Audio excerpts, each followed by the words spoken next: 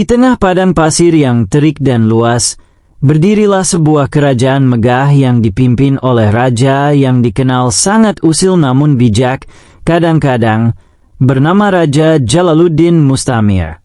Di istana megah yang berdiri angkuh seperti unta berdasi, sebuah pertemuan darurat tengah berlangsung. Para penasihat, jenderal, dan ulama kerajaan duduk tegang, termasuk tentu saja Abu Nawas, si penasehat yang dikenal licik, kocak, tapi selalu benar. Wajahnya tenang, seolah tidak peduli, padahal pikirannya sudah berkeliling 3 kali ke langit ke-7. Abu Nawas, teriak raja dengan suara menggelegar, sudah 3 hari ini rakyatku bertengkar. Golongan si kaya dan si miskin hampir baku hantam karena rumor aneh yang menyebar. Katanya, harta kita dikendalikan oleh makhluk bernama elit global. Para pejabat mendadak membisikkan kata-kata yang terdengar seperti mantra. Elit global, harta rahasia. Abu Nawas bangkit, menatap semua orang sambil menggaruk janggut tipisnya. Tuanku, jika kita membicarakan elit global, kita harus siap kehilangan akal sehat. Tapi biar saya selesaikan ini dengan sebuah drama dan teka-teki. Untuk menenangkan rakyat, Raja Jalaluddin memerintahkan Abu Nawas membuat sayembara. Siapa yang bisa menjawab teka-teki Abu Nawas akan diberikan emas 1 karung. Tapi jika gagal, harus menyumbang 100 batu bata untuk membangun sekolah di padang pasir. Teka-teki pertama, siapakah dia yang menguasai dunia, tapi tak punya nama di akta kelahiran? Ia hidup di balik layar, tapi menonton semua dengan mata elang. Seketika kerajaan gempar. Ada yang menyangka ini soal jin. Ada yang bilang ini tentang alien. Bahkan ada yang meyakini ini kode untuk menyingkirkan orang-orang kaya. Rakyat pun terbelah 2. Kaum pedagang dan bangsawan. Ini fitnah. Abu Nawas ingin menghancurkan ekonomi kita. Kaum petani dan penjual korma. Ini saatnya revolusi. Gulingkan para pemegang karpet terbang emas. Abu Nawas tertawa geli. Belum ada yang benar. Tapi jawabannya akan kubuka di akhir drama ini. Raja mengundang para elit kerajaan ke jamuan rahasia. Mereka terdiri dari Pangeran Dagelan, eksportir unta ke negeri seberang, Chef Bahlul, pemilik tambang pasir emas, Nyonya Zahratul, janda kaya pemilik perkebunan kurma elektrik. Abu Nawas menyelinap dalam pertemuan itu dengan menyamar jadi pelayan sambal. Ia mencatat semua percakapan. Kita harus kendalikan ekonomi dengan menimbun air. Tanpa air, rakyat akan bertekuk lutut, kata Chef Bahlul. Atau kita sebarkan rumor bahwa Abu Nawas itu agen musuh dari kerajaan Sufi Laut Tengah, seru Nyonya Zahratul. Abu Nawas berbisik pada diri sendiri. Oh, ternyata elit global kita cuma kumpulan tukang fitnah dan tukang timbun. Besok paginya, Abu Nawas mengumumkan bahwa raja telah menyetujui sebuah eksperimen sosial. Semua elit akan hidup seperti rakyat biasa selama 7 hari. Mereka harus tinggal di desa, makan bubur tanpa kurma, dan mandi di sumur bersama ayam.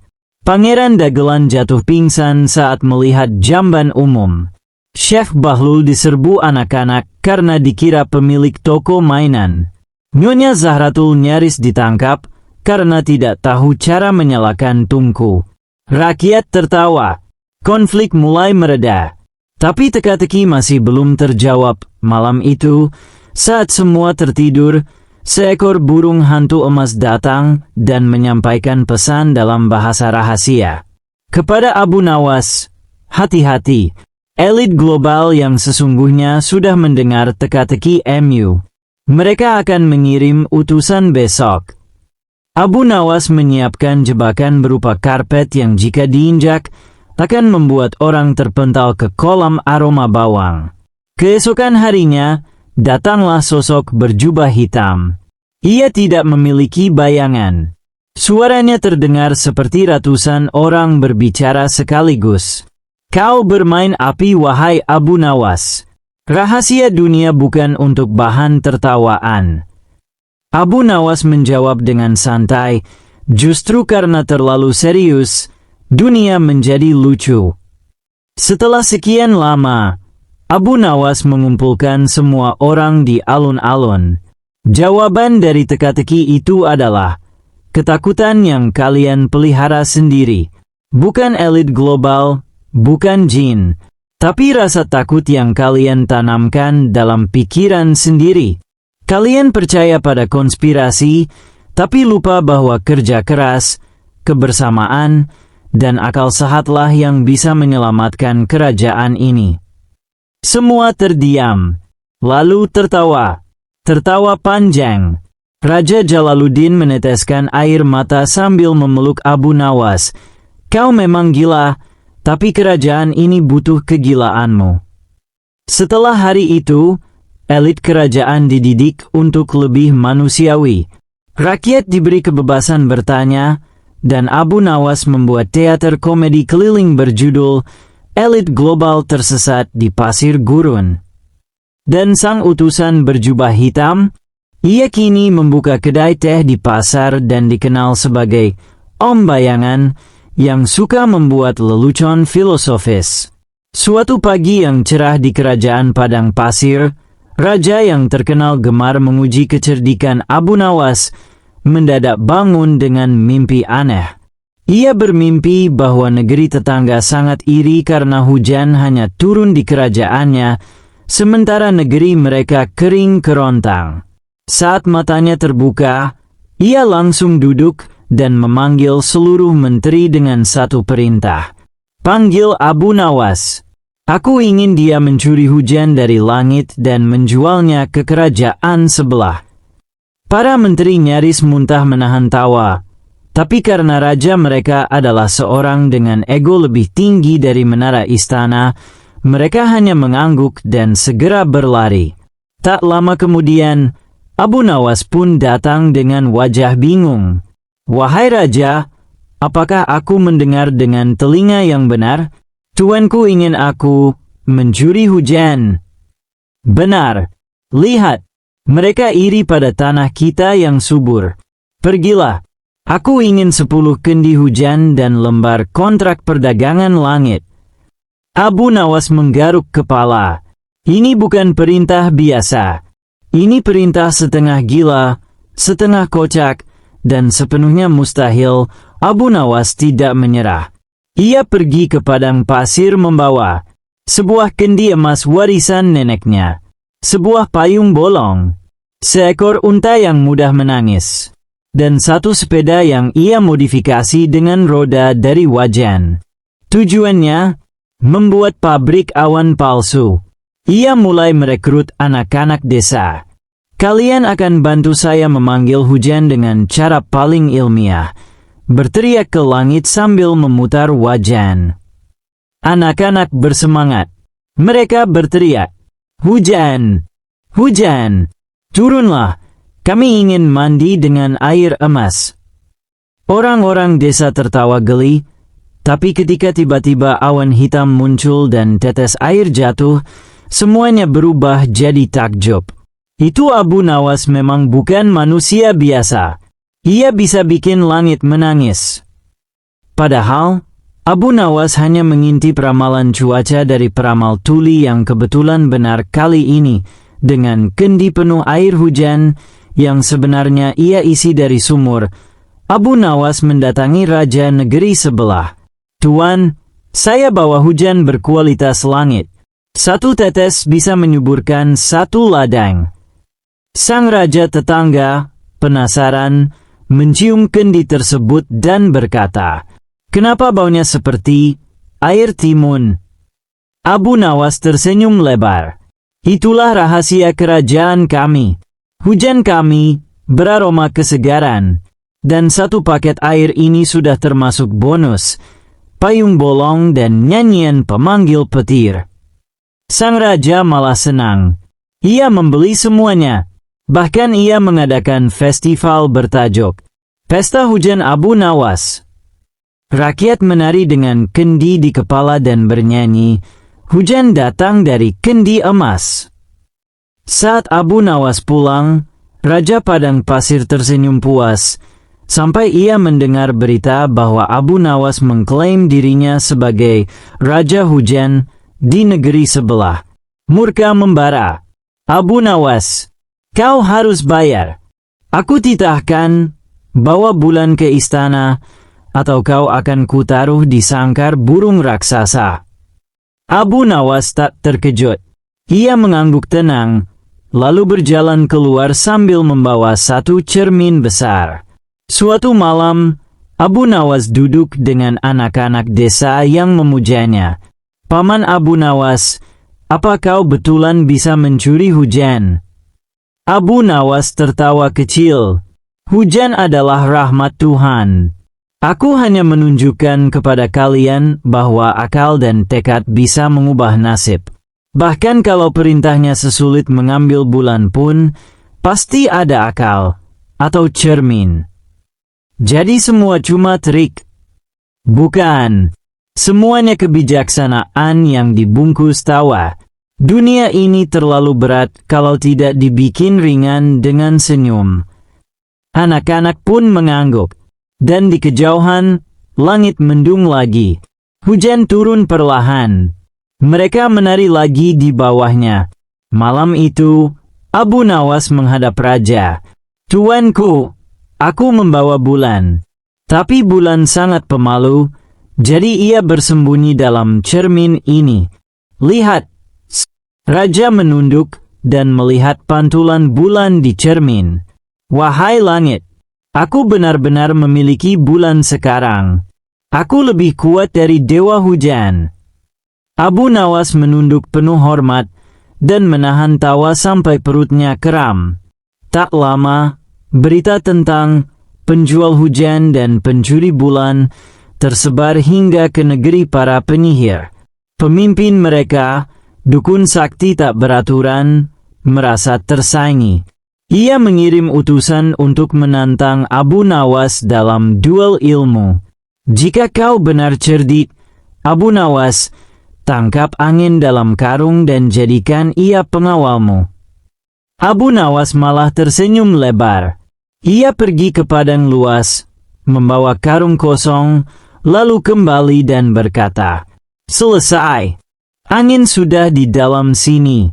Hati-hati buka karungnya, nanti dia kabur." Sang dukun membuka karung, tentu saja tak ada apa-apa. "Kau menipuku." "Mana mungkin. Tadi dia di dalam, tapi dia malu sama janggutmu yang kusut." Semua tertawa. Dukun itu naik pitam dan menghilang bersama asap. Keesokan harinya, raja kembali memberi perintah. "Abu Nawas, sekarang aku ingin kau membuat kucingku belajar matematika dan mengajar unta cara menari salsa." Abu Nawas mengangguk penuh hikmat. "Berikan aku 3 hari, seekor kucing yang rajin, dan seekor unta yang tidak pemalu." 3 hari kemudian, ia datang dengan seekor kucing yang mencakar papan tulis, dan unta yang joget sambil bersin. Raja pun tertawa terbahak-bahak. Bahkan para penjaga istana tak tahan menahan perut mereka. "Abu Nawas, kau memang penyihir tawa kerajaan." "Bukan, tuanku. Aku hanya orang biasa dengan akal yang sering kali tidak biasa." Beberapa hari setelah unta joget salsa dan kucing mencakar kalkulus, raja kembali gelisah. Ia duduk di balkon istananya sambil menatap matahari yang panas menyengat. Hidup ini membosankan.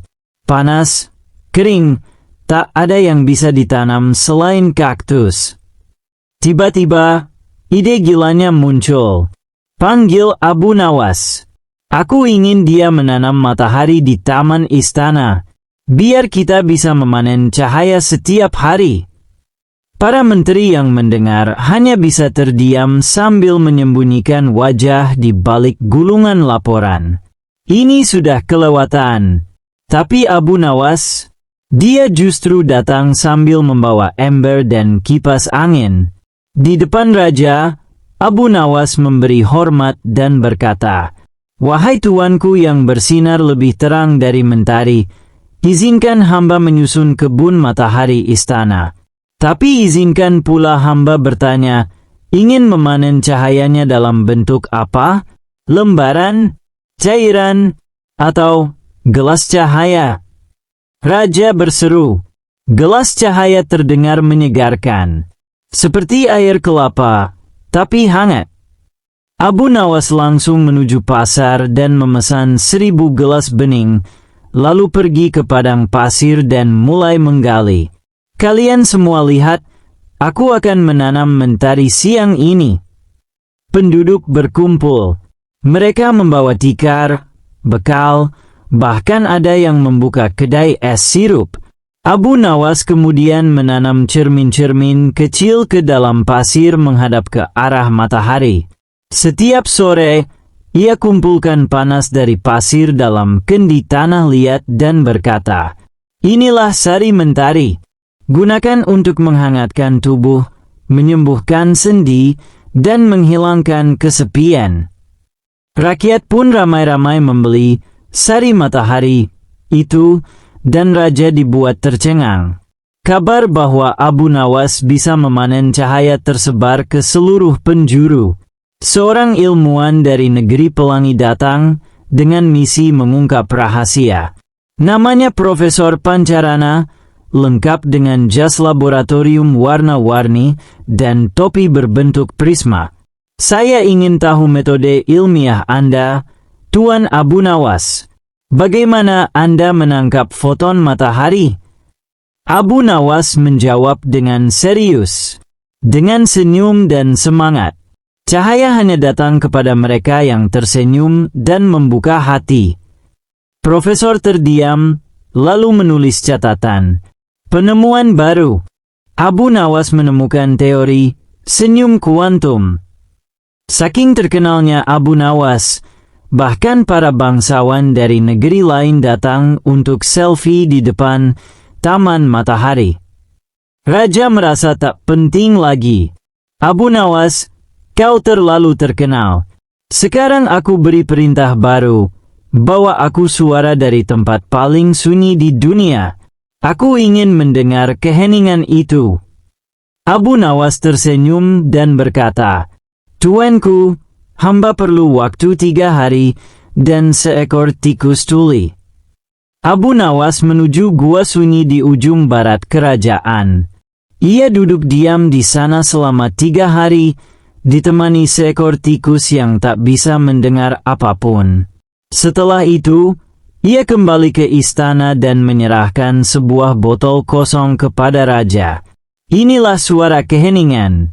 Jangan buka kecuali saat benar-benar butuh." Raja pun membuka botol itu diam-diam saat malam. Tentu tidak ada suara apapun. Tapi, ia merinding. Mengapa? Heningnya seperti menegur aku. Abu Nawas berkata, "Karena dalam sunyi, manusia paling jujur pada dirinya." Raja pun terdiam, lalu tertawa. "Kau memang bajingan suci, Abu Nawas." Namun ketenangan kerajaan terganggu. Utusan dari negeri hitam, negeri musuh lama, datang menantang. "Kami dengar kalian punya penyihir bernama Abu Nawas. Tapi bisakah dia membuat bayangan tertawa?" Mereka yakin tantangan ini mustahil. Raja tertantang. "Abu Nawas, tunjukkan kehebatanmu." Abu Nawas hanya berkata, "Siapkan panggung, dan taruh pelita di atas panggung. Biarkan aku bicara kepada bayanganku sendiri." Malam itu, seluruh kerajaan menyaksikan pertunjukan satu orang. Abu Nawas berbicara kepada bayangannya sendiri, dan tertawa sendiri. Bayangannya pun ikut tertawa, karena bayangannya mengikuti setiap gerakan tubuhnya yang kocak. Lihat, bayangannya tertawa. Ini ilmu tinggi. Penonton histeris. Utusan negeri hitam pun pulang dengan bingung dan malu. Malam itu, Raja mengundang Abu Nawas ke taman istana yang telah dipenuhi ribuan cermin kecil. Abu Nawas, aku tidak bisa memberimu gelar atau tahta. Tapi aku ingin kau tahu, kau telah membuat kerajaan ini bukan hanya subur, tapi juga cerah oleh tawa dan ilmu.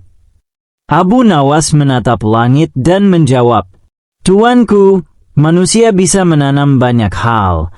Pohon, uang, bahkan dendam. Tapi kalau boleh, izinkan saya terus menanam akal sehat dan kegembiraan. Raja pun tersenyum, dan taman itu kini dinamakan Taman Abu Nawas, tempat menanam mentari dan memanen tawa.